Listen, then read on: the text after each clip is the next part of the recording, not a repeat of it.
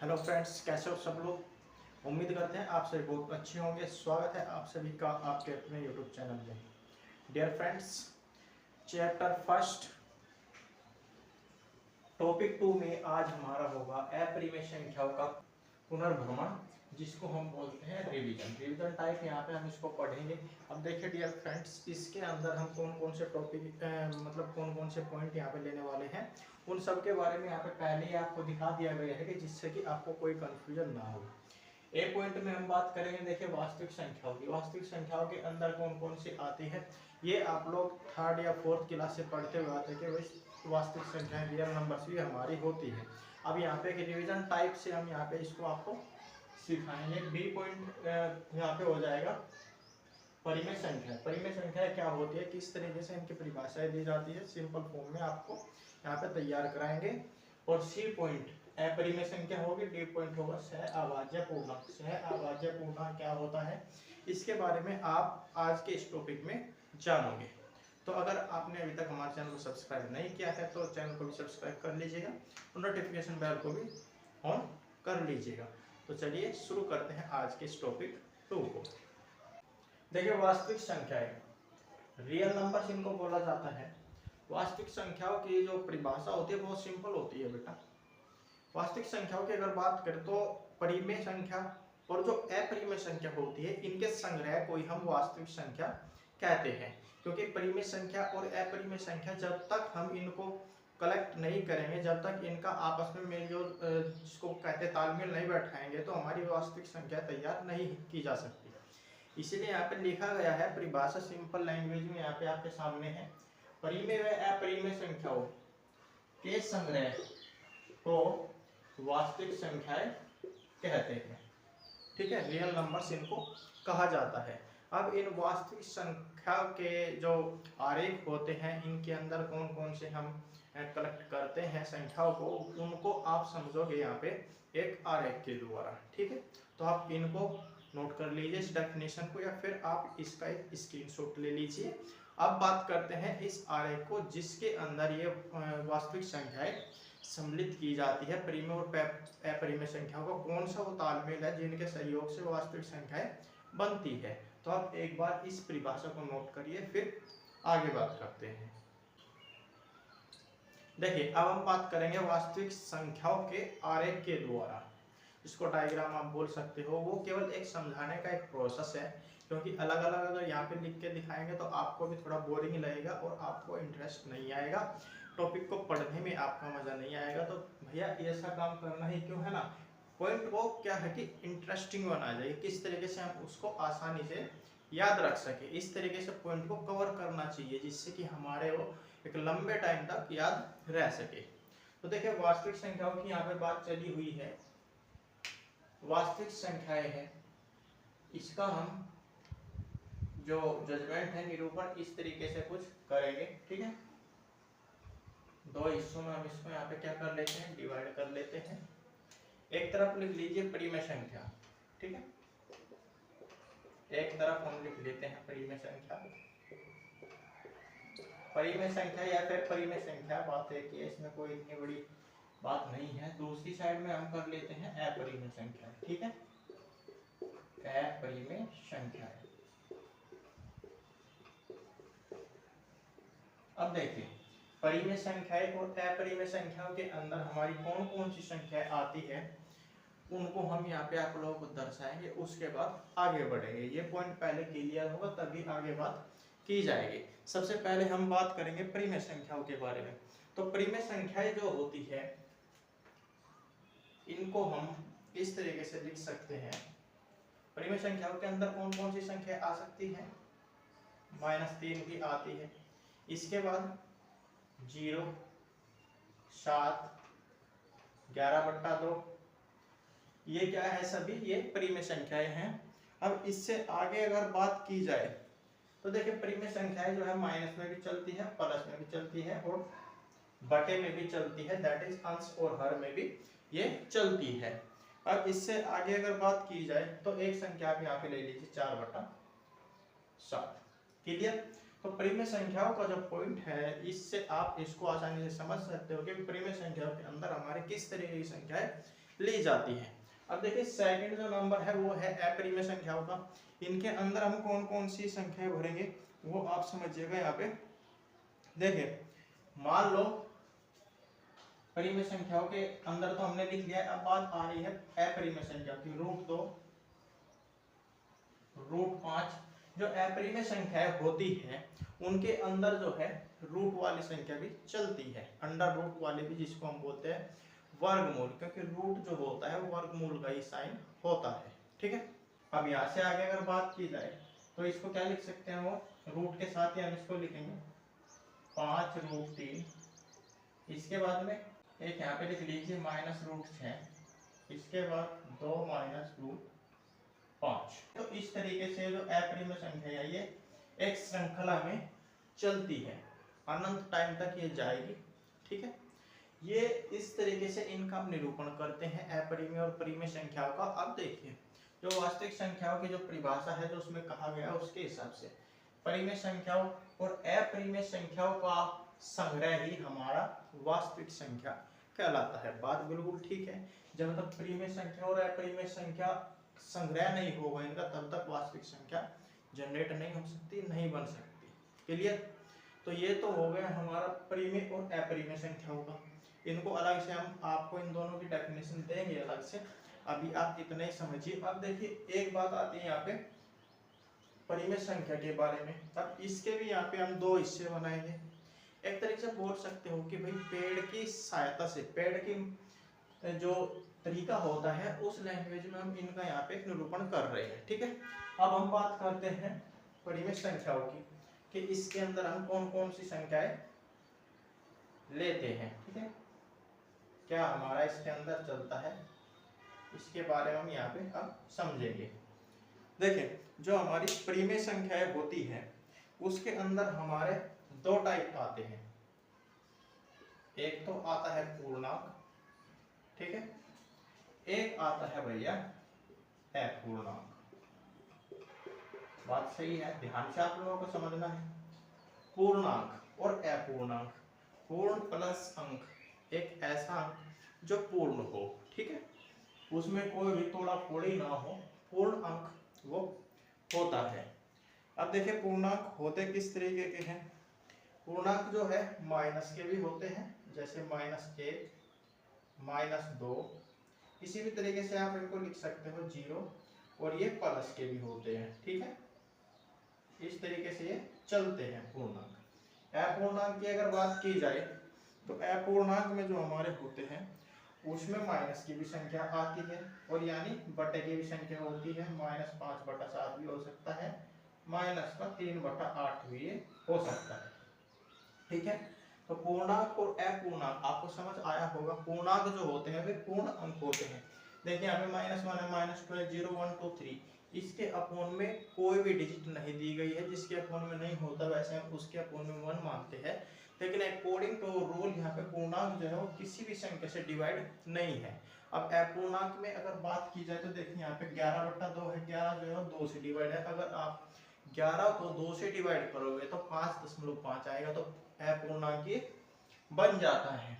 उसी प्रकार से यहाँ पे -5/7 है, 7 से -5 को डिवाइड करोगे तो वो भी क्या आएगा, डेसिमल्स में इसका आंसर आएगा। -3/8 है, यहाँ पे भी क्या होगा, यहाँ पे भी ये डेसिमल्स में जाएगा अगर आप इसको आगे बढ़ाओगे डिवीजन करने के बाद। ठीक। तो भैया ये है इनका एक सिस्टमेटिक ऑर्डर। अभी हम आगे इसमें और बात करेंगे जो होगा हमारा पूर्णांक से रिलेटेड। अपूर्णांक का अब यहाँ पे कोई संबंध नहीं होगा, अब केवल बात होगी आगे इसमें, इसी सीरीज में, इस पूर्णांक की। तो आप एक बार यहाँ तक इसको नोट करिए, फिर आगे बात करते हैं पूर्णांक के बारे में। ठीक है। तो देखिए अब हम बात करेंगे इस पूर्णांक के बारे में। ठीक है। पूर्णांक के अंदर किस किस संख्या के बारे में हम यहाँ पे बात करेंगे, किस तरीके की संख्या होगी। यहाँ पे दो संख्याओं के बारे में हम बात करेंगे, दैट इज पूर्णांक है तो पूर्णांक ही रहेगा। दो पूर्णांक के बारे में बात करेंगे, एक तो होगा ऋणात्मक पूर्णांक, एक होगा पूर्ण संख्या। पूर्ण संख्या को हम बोलते हैं ऋणोत्तर पूर्णांक। बोलिए बात सही है कि नहीं। अब पूर्णांक जो होता है दैट इज पूर्ण संख्या, कंप्लीट नंबर्स। पूर्ण संख्या क्या होती है, इसको डिस्कस करने से पहले सबसे पहले बात करते हैं ऋणात्मक पूर्णांक की। ठीक है, ऋणात्मक पूर्णांक देखिए, ये माइनस इन्फिनिटी से तो शुरू होते हैं। यहाँ पे हम मान लेते हैं -3 आ गया, -2 और -1। ठीक है, इसके बाद यहाँ पे सेंटर पॉइंट में 0 होता है। अब इससे आगे यहाँ पे हम बात नहीं करेंगे, आप चाहो तो ये भी हटा सकते हो। ठीक है, क्योंकि ऋणात्मक पूर्णांक के बारे में बात है। ऋणात्मक का मतलब क्या होता है, ऋणात्मक का मतलब होता है माइनस चिन्ह से। ठीक है, जहाँ पे माइनस चिन्ह आ जाता है वही हम बोल सकते हैं कि ये ऋणात्मक पूर्णांक हमारे बनते हैं। इसके बाद में हम बात करते हैं पूर्ण संख्या के बारे में। पूर्ण संख्या क्या होती है, पूर्ण संख्या वो होती है जो बटे में ना हो या फिर माइनस में ना हो। ठीक है, ऋणोत्तर पूर्णांक उनको हम बोलते हैं जो हमारी माइनस में नहीं होती। अब कौन कौन सी संख्या आती है देखिए आप ध्यान से।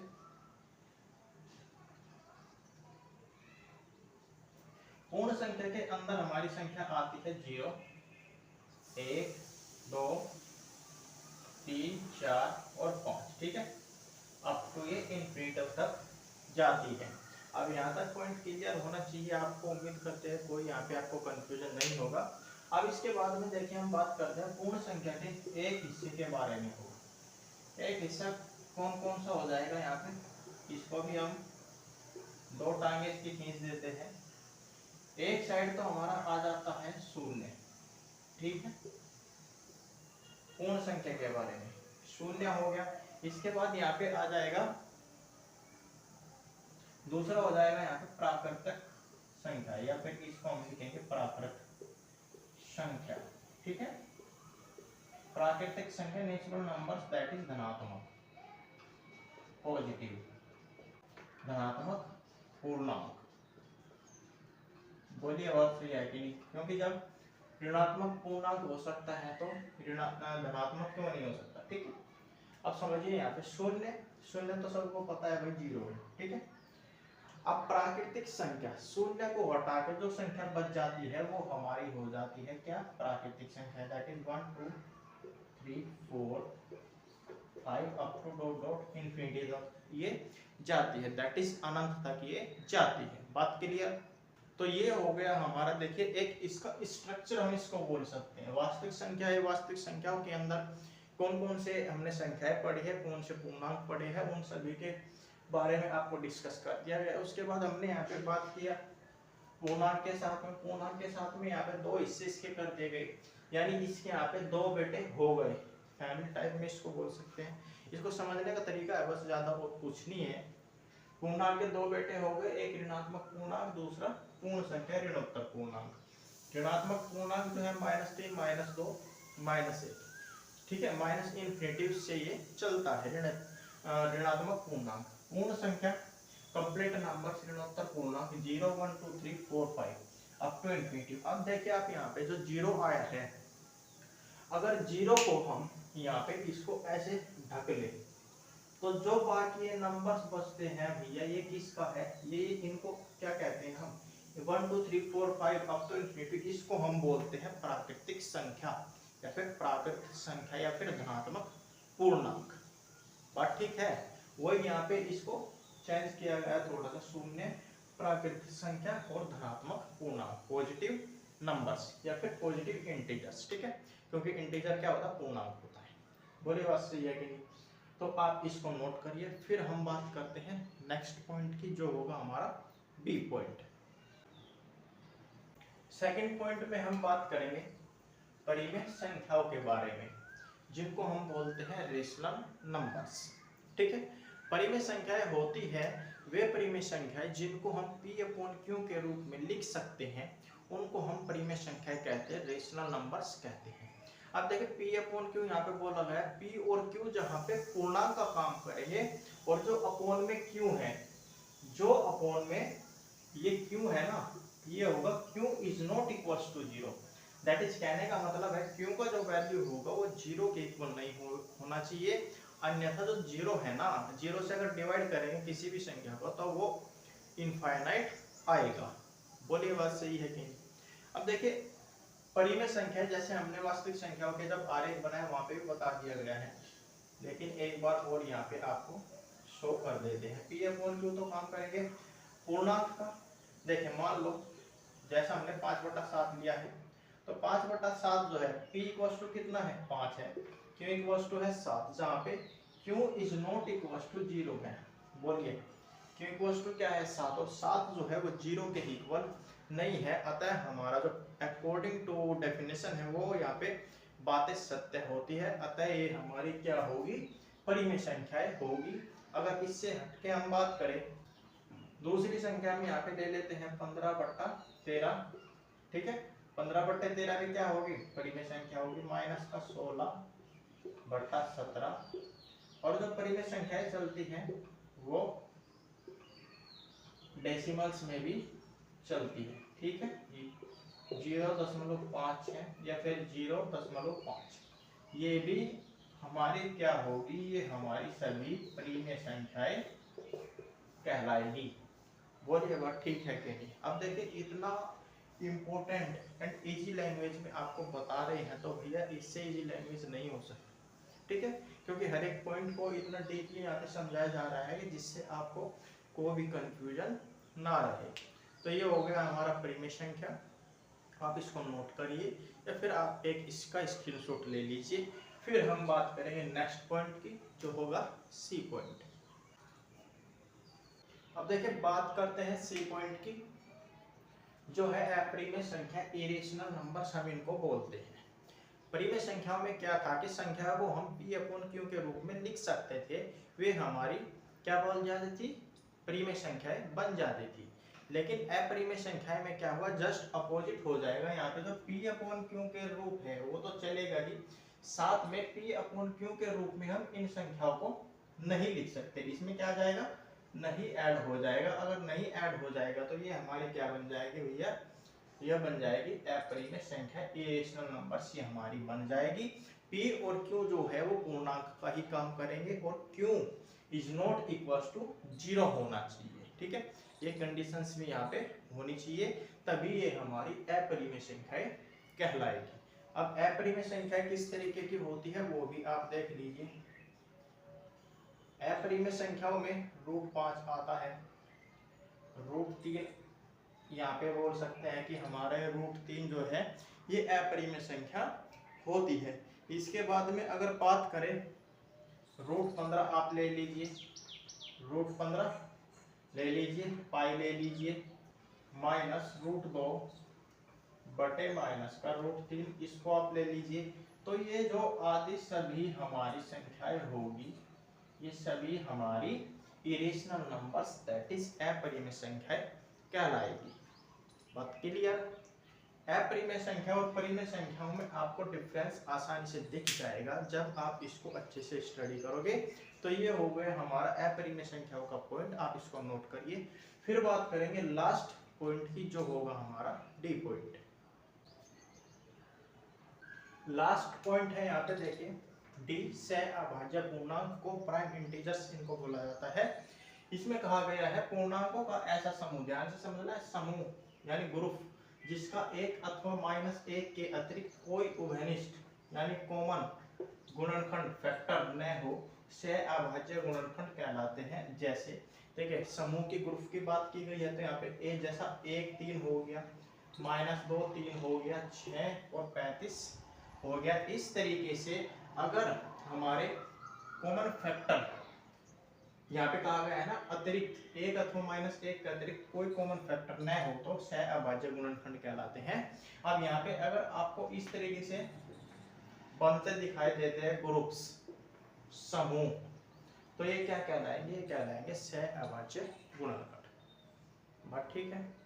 तो डियर फ्रेंड्स, उम्मीद करते हैं आज का टॉपिक 2 आपको क्लियर हो गया होगा। अब एक और यहाँ पे हम बेसिक्स में ही एक पॉइंट और ऐड करेंगे, जो होगा अपरिमेय संख्याओं को सिद्ध करने का। कि जैसे मान लो दिया गया हो √5, तो √5 को हम कैसे सिद्ध करेंगे, उसका कंप्लीट प्रोसेस के लिए हम अलग से आपको यहाँ पे एक वीडियो देंगे।